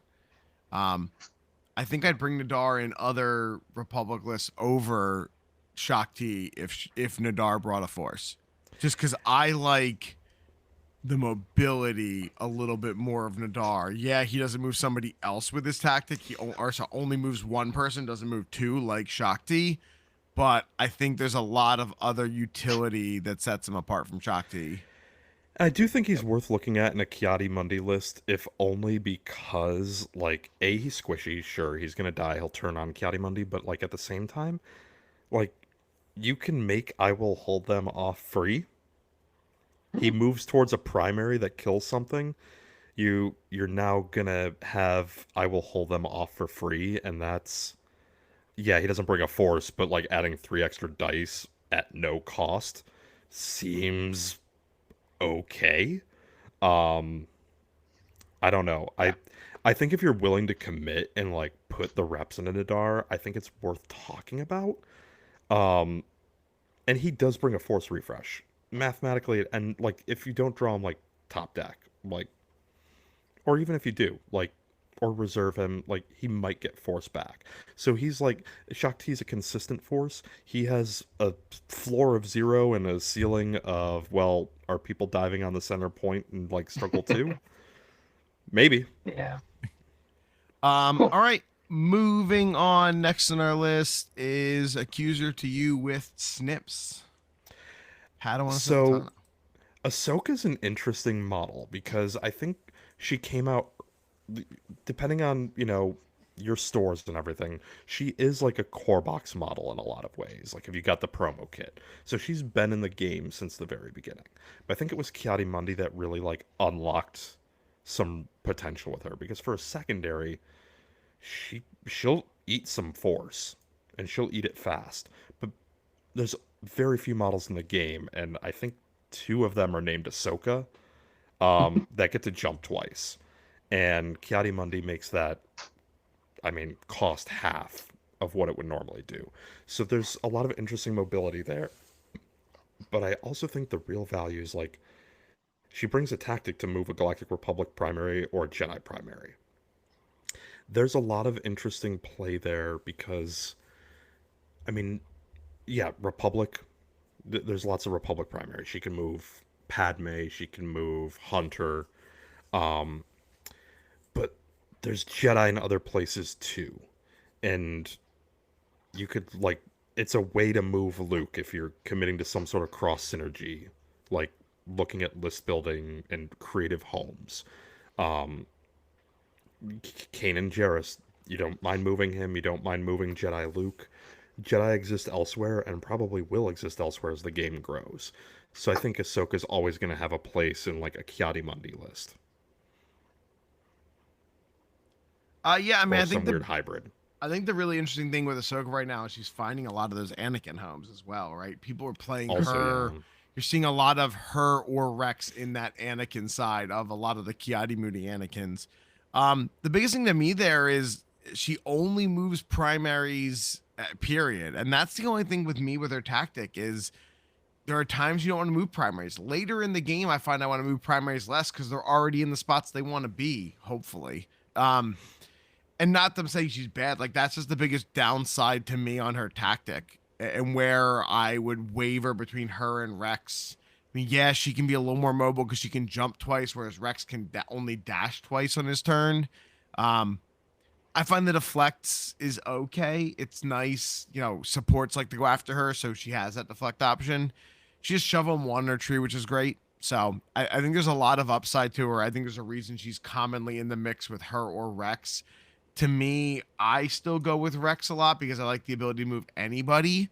And I think Rex has a little bit more of a understood, at least for me. I like his kit more, but I think she has a lot of stuff overall. And I think if you can set up getting ahead of yourself snips, it's really good. I've seen a lot of really good Republic players just really make great plays with that and make her shine. So at least that's where my head's at. Joseph, anything else to add? I think you guys hit it all on the head. I think before Kindy Mundi, there just wasn't a list with the level of force you needed to make her kit work, along with a lot of other Jedi. With Mundi, Shakti, you have a lot of force. You're getting that force discount. It really just unlocks her kit. And then everything you said, like getting ahead of yourself snips, she can really just like make your supports feel really, really strong. She can jump 3 times on her turn. She's got repositions on her tree. So I find her that she's very valuable being just a fast unit getting somewhere where your enemy is not. She's not exactly going to go kill anything.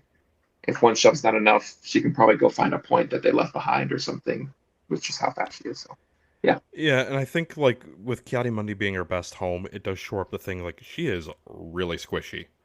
But in Kiadi-Mundi, not necessarily a bad thing because it's setting up your list. Next up on our list is Fixer, and it's my start on this one. So Fixer's interesting. I think Fixer is going to see a lot of homes. Obviously, all the tags are Clone Trooper and Delta Squad, not Galactic Republic based. But I think the coolest thing with this tactic is the recover and then dash really makes us, we've seen so much less expose around. So now everyone's thinking about strain and pin and being able to have that ability to clear that. The forming up, sir, being able to get the hunkers on people, being able to get the extra dice, all really nice. The cool thing also is none of his abilities cost any force out of the gate. The problem then is he has a tiebreaker, right? Like he has his own version of the of Imperial Mandate. The big thing is he's 8 points with crappy defense. 1 expertise is a block crit to a hit. 2 is 2 blocks crit to a hit, which is really nice there, right? We're always netting a block, and that's it. There's nothing past that. Only rolling 5 dice. And I just think that's the only downside to him is if he gets wounded early, all of those reactive abilities costing force really just tanks his efficacy. So I think a lot of this is protecting Fixer. But I think he's going to fit into a lot of spots really quick in lists. And just I don't think he necessarily has to be tagged to Delta Squad. I think his kit is good enough alone to not need to be in an exclusively Delta Squad list. Joseph, your thoughts? Yeah, we actually might disagree on Fixer a little bit here, but I say that we do agree on that heal and dash is incredible. If you're not playing a list that like is super trying to be all my clones are going to be hunkered at all times, and you just want to move people around, get that condition off, it's a great ability. And if you want to do hunker stuff, forming up Sir is pretty interesting. I find it's a little bit conditional for that. You kind of have to like really plan for that if you want to use it, as in like clone makes a move action, ends within 3, he gains a hunker. String them along, mop them up. It's kind of similar to that Stormtrooper Sergeant ability where you're adding dice for Delta Squad nearby. I find like 1 or 2 dice early on in the game are great. It can really help you like punch through. But late in the game, I find I'm not really trying to set it up as much. And yeah, like you said, like I think if you can keep him safe on your back line, that's definitely where he wants to be. But being a tiebreaker, it can be a little bit tempting. Just like throw him up on a point if there's a primary there or something that's hard to displace. You can just say, nope, this is my point now. But I think even as he gets wounded, there's still enough happening where so many of your activations in Delta Squad are force neutral, and you're often refreshing force. At least in my few test games, I'm ending most of my struggles with 3 to 4 force. And so even as he's getting wounded, I've been just paying for it every time. But Interesting. it's a little bit conditional. Yeah, I man, also that's good designed the feedback. list to have mostly force neutral activations to try to account for that. So I think he's got a home, and I think it's going to be definitely with a bunch of clones. Yeah. But I don't think he turns off completely on a wound if you're kind of planning for that to happen. No, Anyways, that's a good thought on like good anecdotal evidence like you've been experiencing that you've been able to pay the force for it and have it. So that's really good. For people who are yeah, worried about that, don't be as afraid and give it a try. Right. yeah. Accuser. Any other thoughts on Fixer? Not a ton. I think most of the stuff is covered, but I do think like Fixer's got a lot of play outside of just Delta Squad, right? I think he's really interesting in an Obi-Wan list, but I think he's actually where he's really interesting for me is paired up with Cody. And the reason I say that is because it gives you a way with forming Upser to access the Hunker supports wants for rerolls without spending the Force for defensive maneuver. And I think that's interesting later in the game as things get wounded and things start costing Force. Forming Upser gives you a way to keep access to Cody's kit as the game goes on and attrition happens. That's interesting. I like that. I didn't think about And that one, so I like that pairing. Yeah. the closest analog to it's Lobot, where Lobot gives you a focus for ending movement near him, but Lobot's range 2, Fixer doubles the range at range 3. Like Mm-hmm. that is a significantly larger radius where clone troopers are getting something that Republic has relied on for since day one. No, I like that. Moving on then, two left here, everyone's favorite, Sabe and Joseph. It's you. Uh, I I don't think anything I'm going to say is going to be new. If Handmaidens had synergy with Galactic Republic, I think everything about her is fantastic.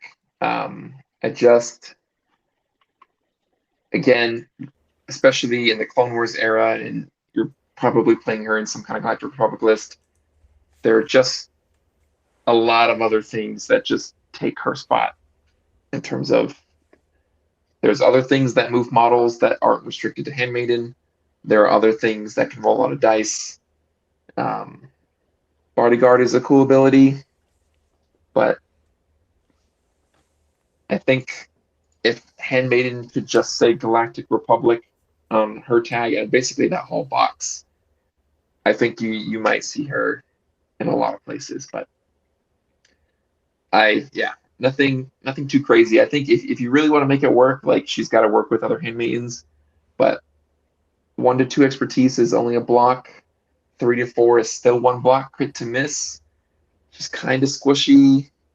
Expertise is perfectly fine on her gun. It's quite good actually, but just feels like other secondaries are doing what she can do and then some. But that's my thought. Accuser to you.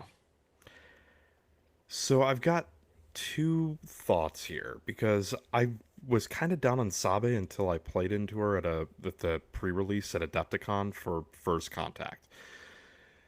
Coordinated Assault's really interesting. It now kind of like supporting fire's its closest analog, and there's two instances of Galactic Republic supporting fire dash, but those specifically trigger after the combat action. Coordinated assault, which works on any Galactic Republic unit, is before dice are rolled. I saw a guy activate his handmaidens, go and attack, and then coordinated assault and throw Sabe into all my hunker tokens. I think stripped 4 hunkers from 3 models. And that was just one of the one of those things that just kind of sticks with you is like, oh, that was really cool. Because like choice of targets at that point. And they're a lot squishier now. Bodyguard, I think, still perfectly reasonable. There's plenty of, bodyguard models that do just fine. But at worst, like, she's a pretty self-contained, like, fast model. Loyal Protectors can just be a dash for her. It's a tactics dash for her at worst, and someone else can dash her when she's shooting. Or when they're shooting. She's just a fast model if you need something that's not a clone trooper or something that probably synergizes with your list a little bit more directly. I still like the fact you can play her with Vader 1 because that was a thing that happened in the comics recently where Vader and Sabe hung out. So if you need a theme win. Technically more thematic than Vader Rex. Yeah. Yeah, I agree with everything I said. I think I think she's the best model in that box. I think just if her tactic said Republic and not Handmaiden, I think her whole game would be different. But yeah, she works great with the Handmaiden box. I think that's where she has to kind of live right now. And I think that's then paired with like Mace or something. Her expertise isn't bad on offense, though. Oh, it's great. Yeah, I mean, her range expertise is fantastic. She has shove on 1. She can shove on 1, 3, and 5, or she can shove strain repo on 3, which is really nice. Like, she is very good in range. It's the issue that her tactic needs to be Handmaiden, and I think she's not good enough to be able to not get the maximum value out of all of her abilities. Whereas like we've looked at some other secondaries who are like, yeah, it's not the end of the world that you don't have this in here. Like especially a lot of like we saw a lot of the Delta Squad stuff where like, yeah, great. There's enough good clone trooper things where a Delta Squad, if you put you in a list without Delta Squad, it's okay. I think Sabe can't afford to not get that tactic getting more value out of it. Our last one of our secondaries this evening is Wrecker, and it's to you, Accuser. Wrecker and Omega, sorry. So Wrecker and Omega are interesting because there's Rex, Wolf, Cody, Crosshair. There's at least 4 models that you're probably reaching for first now on a Galactic Republic list. I think Wrecker's best home now is as a scoundrel unit. Like most of the Bad Batch units that are multi-era, he is a scoundrel tag, and I think scoundrels just facilitate his kit better. Hondo is a model that can pay for like Wrecker's pretty expensive kit. A couple other like scoundrel adjacent models just kind of help Wrecker more, and in turn Wrecker provides protection to scoundrels, which are generally squishy. But if you're set on playing him in Republic, upside, he's a large base model that has a lot of dashes on his combat tree. Like if you need a big model going places, he'll go places. The other thing is like he's one of the few secondaries in the game that has a stance to manage, and I think that's the big thing that differentiates a solid Wrecker player from a really good one is knowing how to manage those. But he's also steadfast in protection, always in 10 hit points. Like, at minimum, he's not dying easy. Yeah. I mean, I think I hit it spot on. I think I agree also. His probably logical best home is Scoundrels, only because, again, his synergy, it's Bad Batch and it's Clone Trooper and Scoundrel, like it's Clone Trooper Scoundrel, so like he doesn't need to be with everyone else. He doesn't move anyone else besides himself. But he has a lot like Bulldoze. He can make 2 attacks. He's protection steadfast, 10 health. I just think in the world of crazy Republic secondaries, he falls a little short. I'd rather him be a Scoundrel in my mind. and the upside to him, like on Boom, his or his offensive expertise is like really good, Yeah. and that's a premium for a scoundrel unit. We haven't talked much about scoundrel secondaries yet, but like with Lobot, that can be a 5 dice out of activation attack that's getting you like 6 or 7 results. Like it's not inconceivable. And he can move on that side. He can dash, shove, dash, shove. Yep. Yeah. I know Joseph in particular has experienced Wrecker dash shoving when he and I played, and Wrecker bolted across the table with like move, shoot, dash, shove, dash, shove. Oh man. Great. Wrecker goes corner to corner in a game. It's like, oh, And if that's you really cute. Yeah. And if you can Yeah. pay for it, like he can attack twice and do all of that twice. Like it's not out of the realm of possibility. And I Especially wasn't when you're sneaking, rolling with can win B1 games. expertise on Yeah. defense. Those poor But, B1s. but yeah, I wasn't Yeah. sneaking. Absolutely can swing games too. Like that's, you know, I love those effects generally, and it's a thing that sticks with me because Duncan playing Wrecker bounced me out of cut at Worlds with that. So Joseph, anything to add on Wrecker here? I was just gonna say quickly, because I know we got more units to get through. We're already at the 2 hour mark, roughly. But I would say 4 weeks ago, I would have agreed that Wrecker Omega is kind of like the third or fourth pick. Like he does some cool stuff. He's great expertise, can kill stuff, has this little bubble. As of like a couple of weeks ago, I had started playing this list. I was a little surprised. I think one of the TTS leagues, somebody was running this. It was Matt Bronson. I think he's the guy that does the dice calculator and stuff. We had somehow discovered a very similar list where you build Mace Windu as a force battery, which just lets Wrecker Omega constantly be making 2 dice attacks and use I wasn't sneaking. And man, Wrecker Omega just doing work with that ability, especially if Hunter's in the list. And then that little protection steadfast bubble, it's like a little bit like a mini Mace ability. I've just seen it. It's doing a lot of work with how a lot of the units have played in this current meta. I'll give you an example. This is a very niche example, but I think one thing that's cool is that Cassian's ability, which he's in a lot of places right now, is once per turn. Wrecker Omega, if things are teed up, can pretty easily kill 2 to 3 models if things are teed up, depending on, dice and all that good stuff.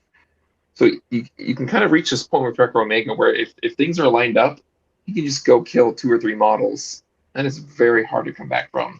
And then he's just standing there, protection steadfast, saying, like, what are you going to do about it?